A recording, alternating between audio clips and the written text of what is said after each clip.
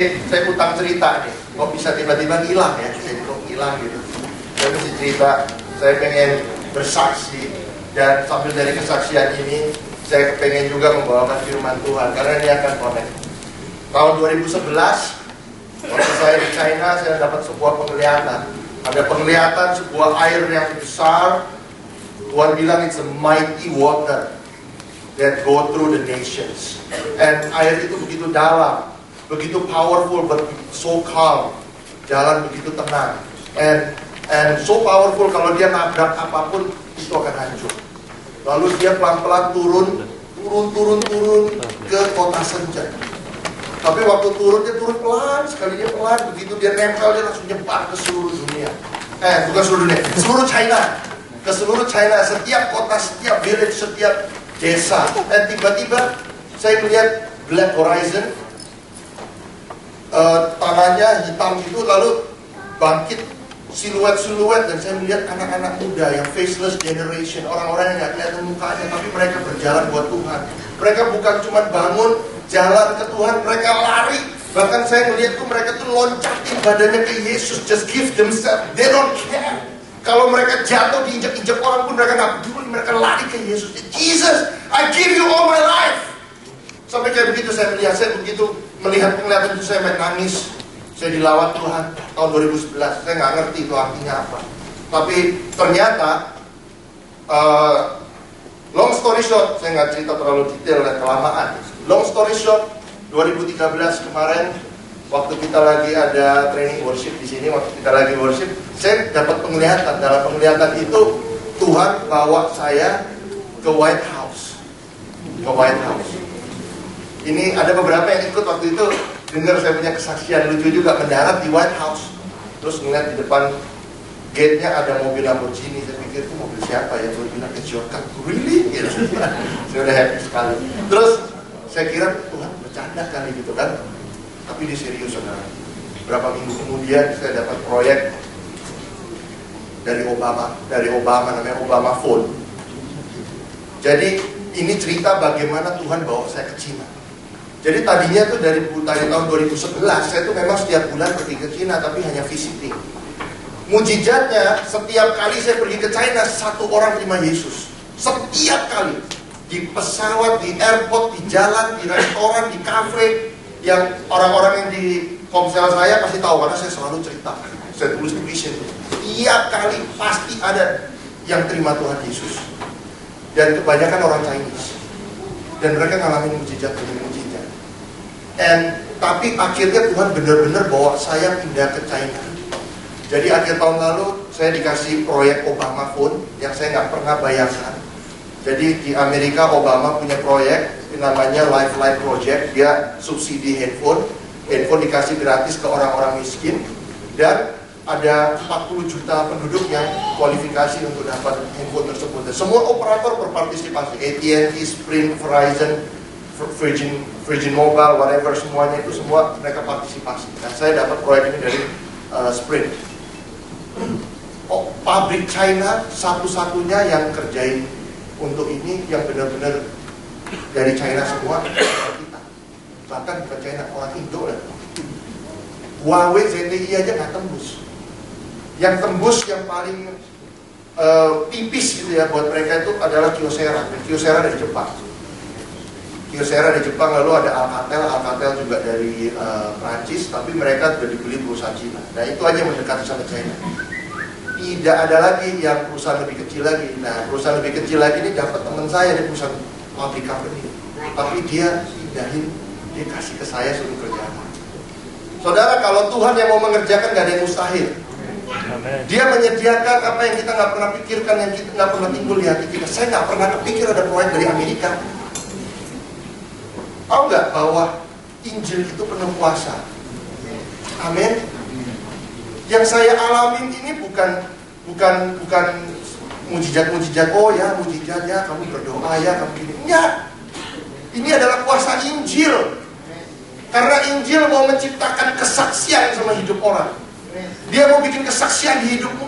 Waktu hidupmu mau dipakai jadi kesaksian, maka kau akan menerima kuasa ketika Roh Kudus turun atasmu dan kau menjadi saksiku. Tuhan bilang, bukan hanya bersaksi kayak cerita-cerita, enggak. Hidupmu jadi saksi. Kau akan mengalami Tuhan.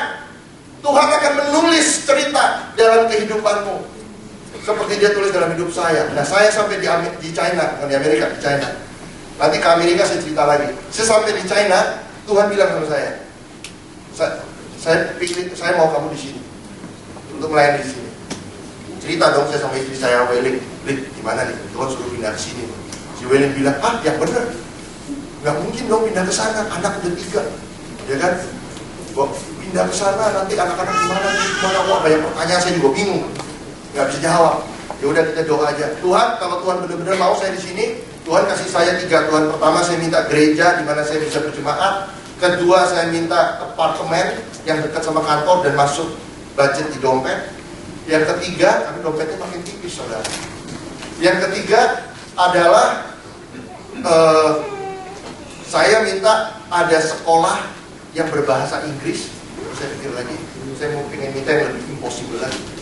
Saya minta berbahasa Inggris dan Kristen. Sekolah Kristen. Di Cina tidak ada sekolah Kristen. Gereja aja mesti underground.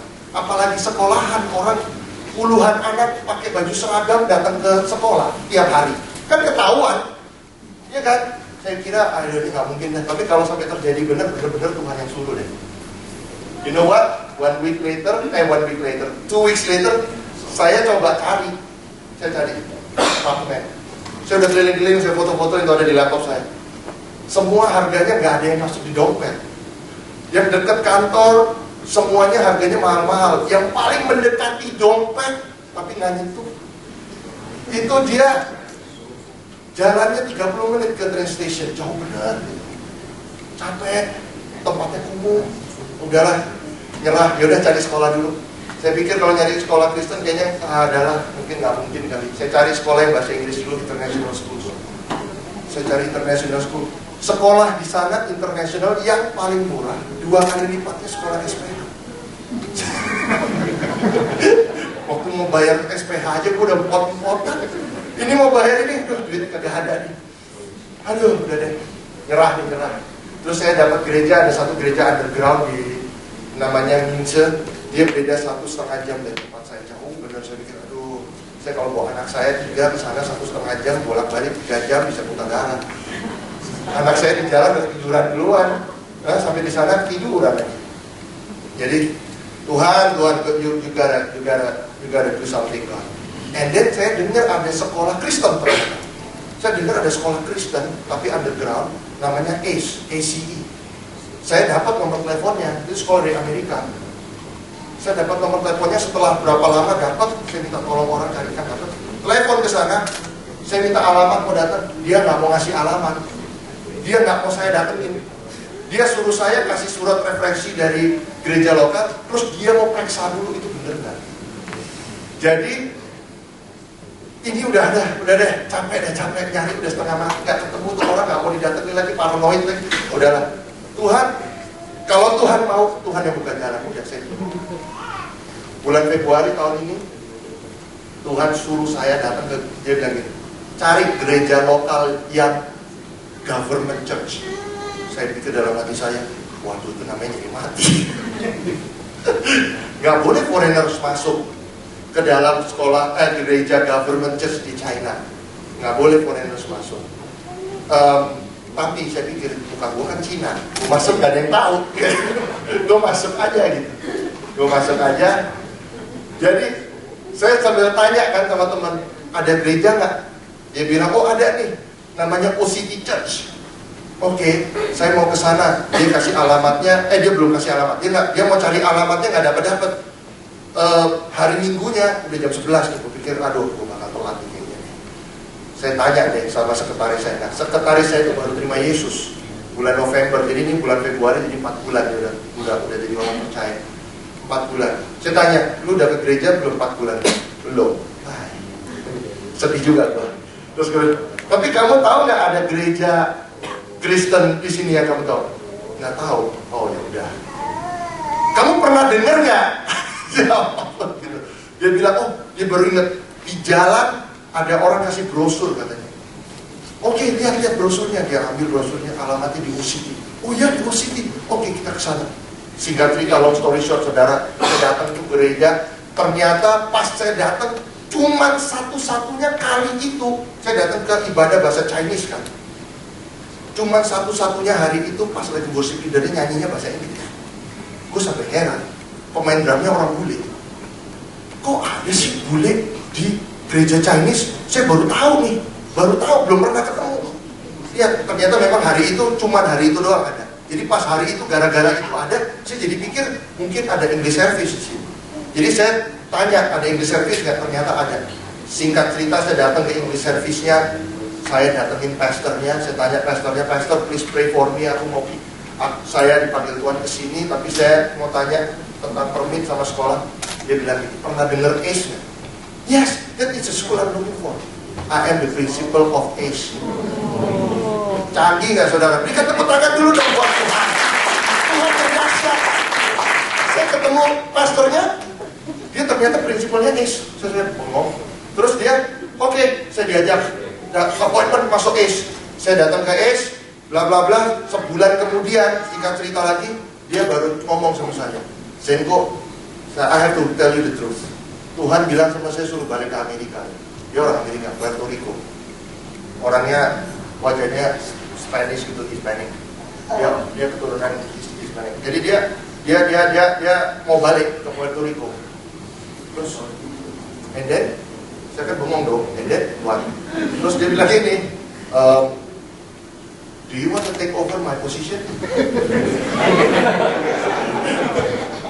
"Are you serious?" "No, I don't want to get involved anymore." Aku bilang sama organisasi gereja, aku bilang gitu sama dia. Tapi dia bilang gini, "Zenko, waktu kamu masuk pertama kali, dia lihat saya masuk, Tuhan bilang sama dia, that is the person I have chosen." Terus dia bilang dalam hatinya, "God, but I don't even know him." Tapi Tuhan bilang gini sama dia, "But I know him." And then dia bilang, "The funny thing is you came up to me and talk to me." Dia bilang. Saya juga bilang sama dia, aku juga berasa aneh sih waktu saya keluar. This is the truth. Waktu saya keluar, udah kenyamanan, ini soalnya rumah sendiri kan. Waktu keluar, dari situ Tuhan ngomong dalam hati saya, "That person have prayed and you are the answer." Terus dia bilang, "I have prepared you for this place." Cuma saya kan nggak, saya simpannya di hati gitu kan, mungkin gue salah kan, nggak mau sombong, nggak boleh sombong kan. Apalagi datang ke sisi sombong, kita langsung sikat. Kak Seno langsung lihat, ya langsung sikat. Kemarin kok langsung sikat. Nggak boleh sombong. Jadi aku buang aja dalam hati itu. Tapi ternyata waktu dia ngomong gitu, terus dia ngomong gini lagi. Dia bilang dia tuh mau ke Amerika, dia udah minta tanda dari Tuhan untuk istrinya hamil. Karena dia udah menikah 2 tahun, istrinya belum hamil-hamil. Bukan 4 tahun, 2 tahun. Waktu itu saya pernah baca 4 tahun salah. 2,5 tahun kalau nggak salah. Nah dia itu rupanya bukannya nggak hamil-hamil, tapi nggak bisa. Yang laki punya problem, yang perempuan juga punya problem. Sama-sama punya problem. Dan kalau dia punya anak, anaknya cacat, kata dokter. Kalau sampai punya anak. Jadi ini udah nggak mungkin punya. Tetapi waktu dia doa itu disuruh Tuhan, dia bilang, "Tuhan, kalau Tuhan suruh, Tuhan kasih saya anak." 2 hari kemudian dia hamil istrinya. Luar biasa. Jadi udah gitu dia udah urusin semua. Terus saya tanya dong sama, oke, terus habis itu gimana? Terus dia bilang ini, "Kamu mau nggak ambil alih apartemenku?" Ambil alih apartemen. Emang apartemennya berapa bedroom? Aku bilang sama dia, aku butuhnya 3 bedroom. Kan dia kan cuma berdua. Dia bilang, "Yes, my apartment is 3 bedroom and 2 bathroom." Hah? Really? Dia cuma berdua. Terus aku tanya, kamar yang lain lo pakai buat apa? Yang satu buat gudang, yang satunya buat guest room. Gubrak. Harganya berapa? Masuk di budget saya. Di bawahnya budget saya. Saya bentar lagi nanti mau tunjukin foto. Bentar lagi mau tunjukin foto. Boleh dong tunjukin foto? Foto yang pertama, nomor 1. Ini lokasinya. Lokasinya, sebentar ya, dilihat ya. Ini gedungnya ini nih apartemen. Itu di situ gerejanya, sebelahnya itu sekolahnya.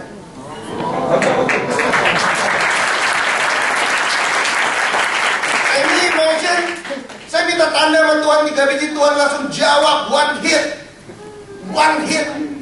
Ketemu satu, langsung pastornya, kasih gerejanya, kasih sekolahnya, kasih apartemennya, langsung 3 in 1 di satu tempat.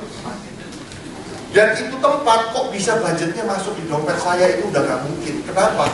Cuma unit saya yang paling murah. Di satu gedung itu unit saya yang paling murah.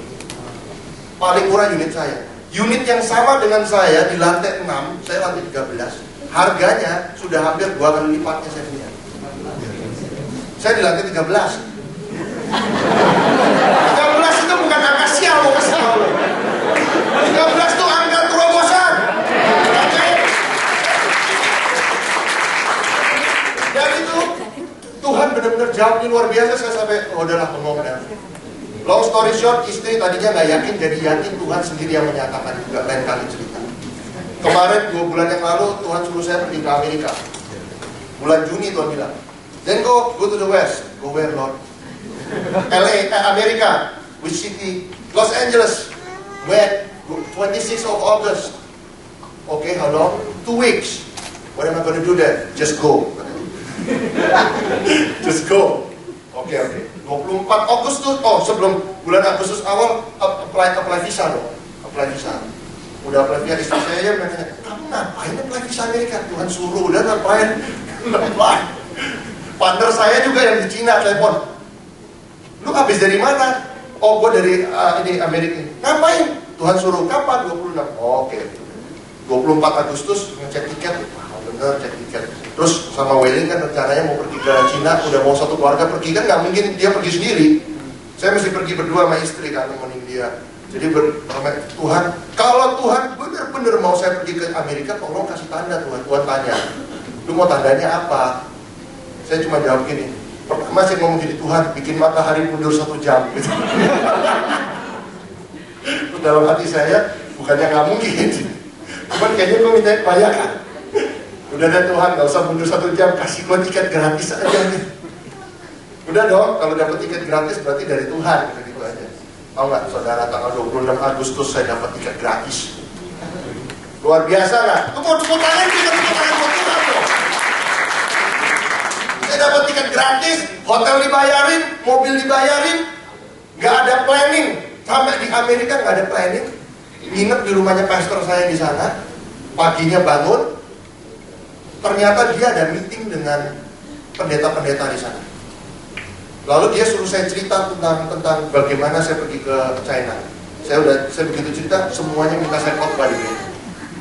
Lalu saya selama 2 minggu itu full ada tiap hari pelayanan. Tuhan sudah bikin planning buat saya. Saya nggak planning macam-macam. And Tuhan bilang sama saya gini waktu saya mau pergi. Saya kan tanya, Tuhan kasih tahu dong, gue kesana mau ngapain? Akhirnya Tuhan bilang gini, bawa api penginjilan. Hari ini juga aku mau bawa api penginjilan di sini. Amin. Oke, kita buka. Udah kebanyakan cerita. Sekarang buka Matius 8 ayat 11.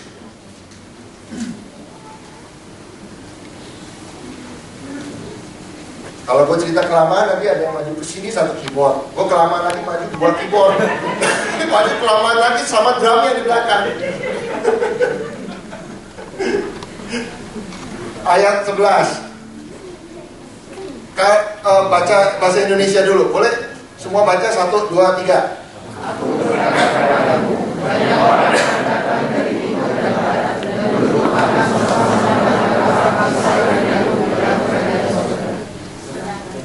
Amin. Sekarang saya mau baca bahasa Inggrisnya.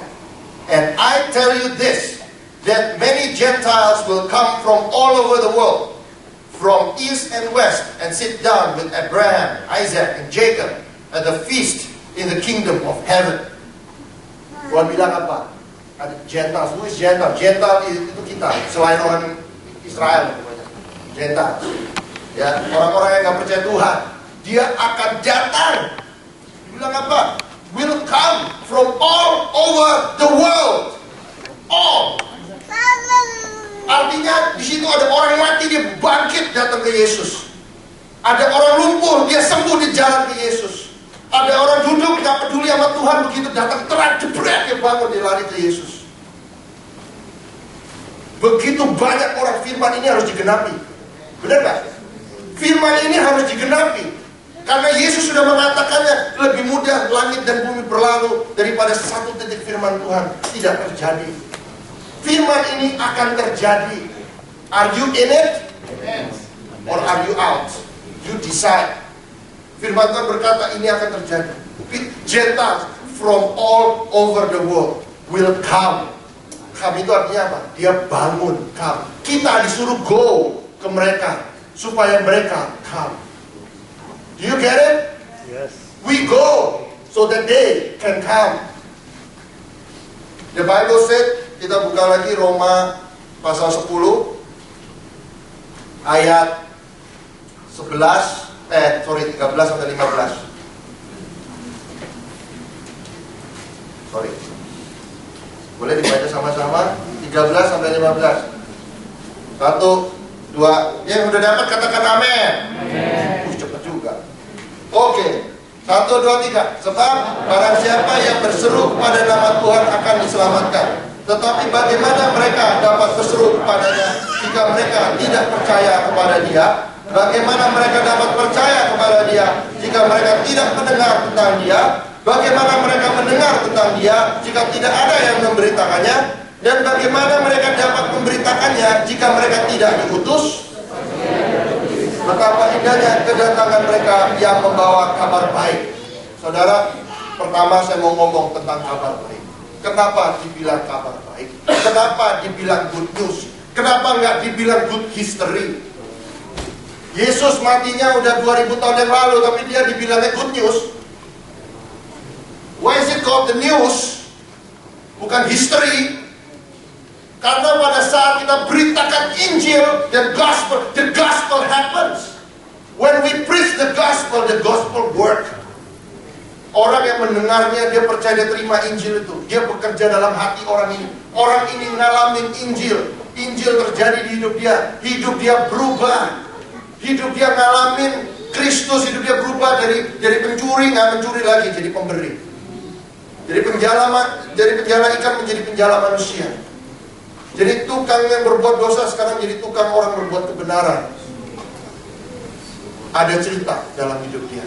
Dan cerita dia itulah news. That is why it's called good news. Because you will hear the news. Orang alami perubahan. That is the gospel. That is why it's called good news. Betapa indahnya kedatangan mereka. Saudara jangan suka ketakutan kayak horor gitu kalau mau datang, mau injilin, mau beritakan Injil sama orang. Aduh, nanti dia tolak gua, aduh nanti dia begini. Saya mau kasih tahu ke kita semua di sini. Setiap manusia punya roh. Kalau nggak punya roh dia udah mati, benar nggak? Dan Anda tahu nggak, Anda, saudara semua di sini, semua roh manusia rindu mendengarkan Injil. Do you know that? Setiap roh manusia rindu mendengarkan Injil. Karena setiap roh rindu kembali kepada Bapa segala roh, yaitu Allah Bapa kita. Setiap manusia. Dan kita bukan cuma datang kasih mereka Injil buat datang ke gereja. Do you know ada mandatnya? Kita datang bawa kuasa. Paulus berkata, sebab aku begitu yakin bahwa Injil adalah kekuatan Allah. Berapa banyak di sini yakin kalau Injil itu kekuatan Allah? Injil punya kuasa yang begitu luar biasa. Saya mau bersaksi, saudara. Waktu saya bolak-balik Cina ini, berapa banyak orang yang terima Yesus. Pada beberapa kasus-kasus yang aneh-aneh. Maksudnya gini, Tuhan suruh saya nginjil di tempat-tempat yang udah gak mungkin punya.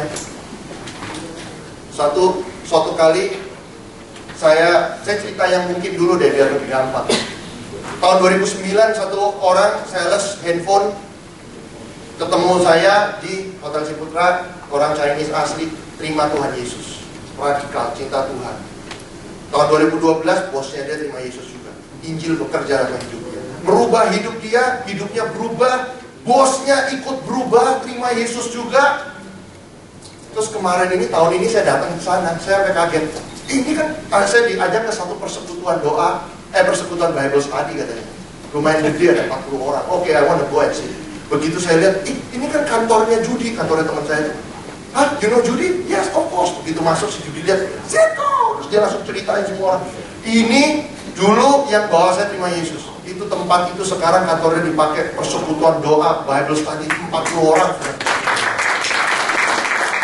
Dari Injil kerja sama satu anak ini, saya bisa bilang tuh anak kecil, masih umur 21, cewek.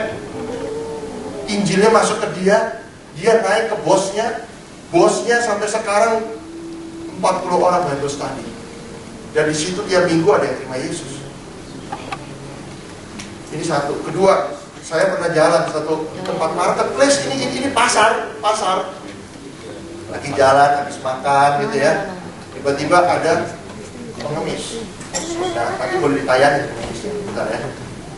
Ada pengemis lewat kan, cuek aja gitu.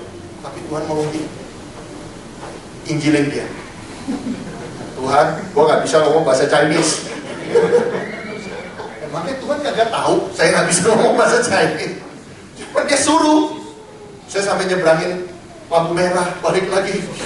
Saya ngintip dikit, balik lagi. Tuhan, kayaknya gua nggak bisa. Tahu nggak?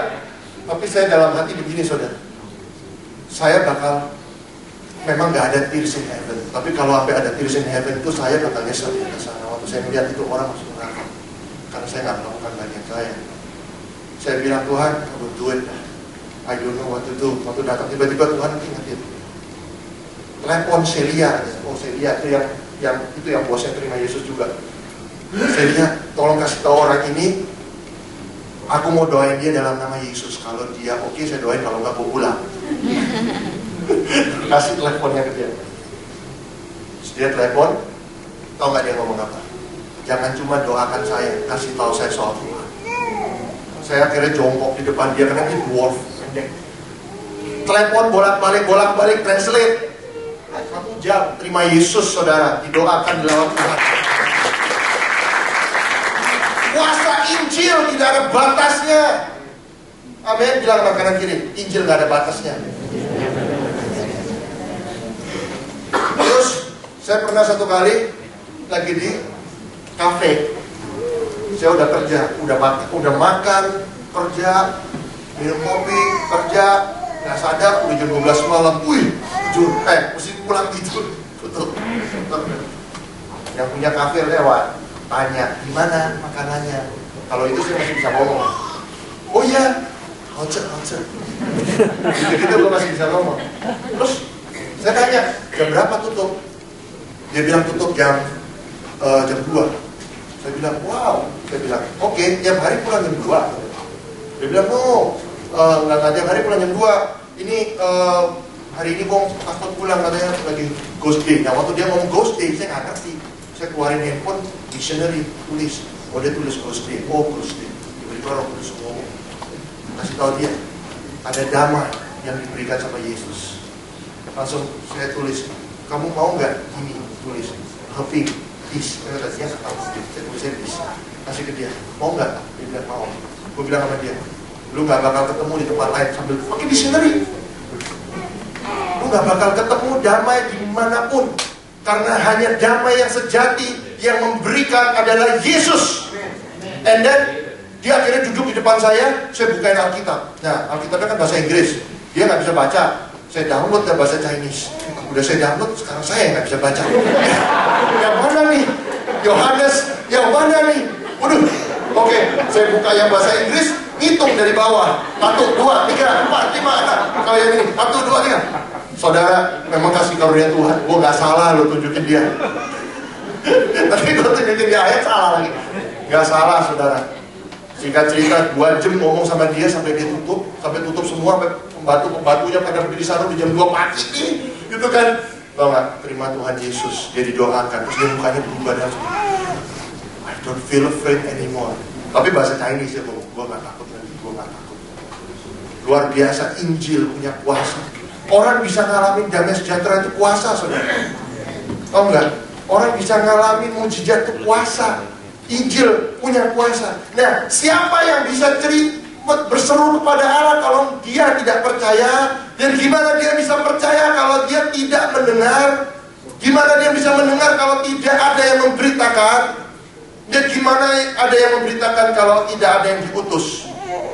Tapi Yesus berkata, seperti engkau Bapa mengutus aku, demikian aku mengutus mereka.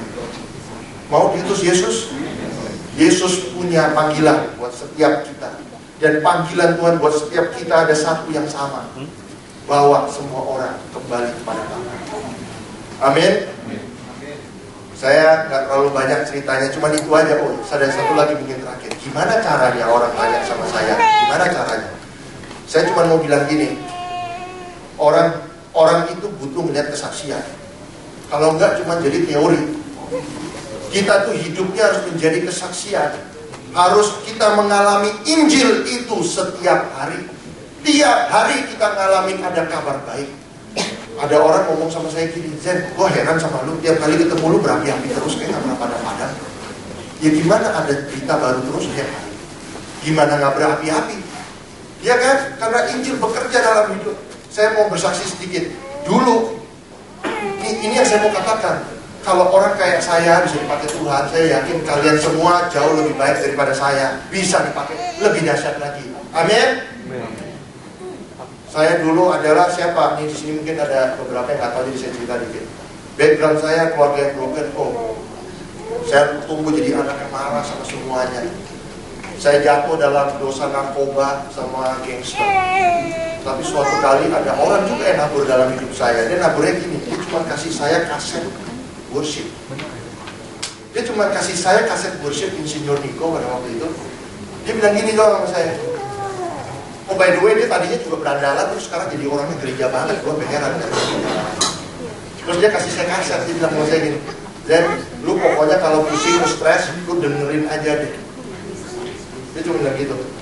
Oke, saya masih ingat tuh lagu. Tidak takut, sebab kau besertaku. Jadi setiap kali gue stres, gue setel itu lagu. Gue tidak takut. Gak ada yang tahu. Saudara, kalau saya keluar, sok tough. Kalau masuk kamar, setelin lagu. Gue tidak takut.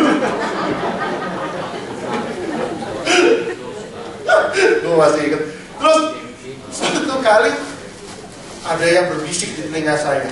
Kenapa kamu gak main gitar buat Tuhan? Singkat cerita, masuk kamar, saya main buat Tuhan jamaah saya di sini. Dia sembuhkan saya dari kuasa narkoba, sembuhkan saya dari semua sakit penyakit. Long story short, sampailah saya di Amerika, baru saya di situ dimuridkan sama gereja, dan saya di situ merasa diterima. Long story short lagi, saya merasa hidup saya berhutang sama Tuhan. Apakah kita di sini merasa berhutang sama Tuhan? You know that your salvation is not only for you. Jangan egois. You have a salvation is the power above all power. Kalau kamu punya obat, kamu punya temenmu sakit, dan kamu pernah sakit itu lalu kamu sembuh, kamu pegang obatnya, lalu obatnya kamu simpan, jahat gak? Jahat gak tuh? Kamu punya obatnya, obat di atas segala obat, Injil, kuasa Injil. Sekarang siapa di sini yang mau diutus? Gue mau tanya. Siapa di sini mau diutus? Amin. Yuk kita berdoa. Yes. Roh Kudus akan kasih hikmat buat semua orang yang mau diutus. Kalau engkau mau, dia akan berikan kemampuan. Kalau engkau mau, dia akan memampukanmu. Dia akan merubah hidupmu. Karena engkau mau, kau beri hidup buat Tuhan. Yes. Tugas kita adalah kita mau diutus dan kita memberitakan. Saudara, satu lagi menginjil itu ada dua. Yang satu menabur, yang satu menuai. Kalau engkau menginjil dan ada orang yang tidak menerimanya, anggap itu adalah menabur. Kalau engkau menginjil dan orang itu menerimanya, anggap itu menuai. Jangan pernah menyerah, sebab orang yang menuai dan menabur mendapat upah yang sama di pandangan Allah. Mari kita bangkit berdiri, saudara.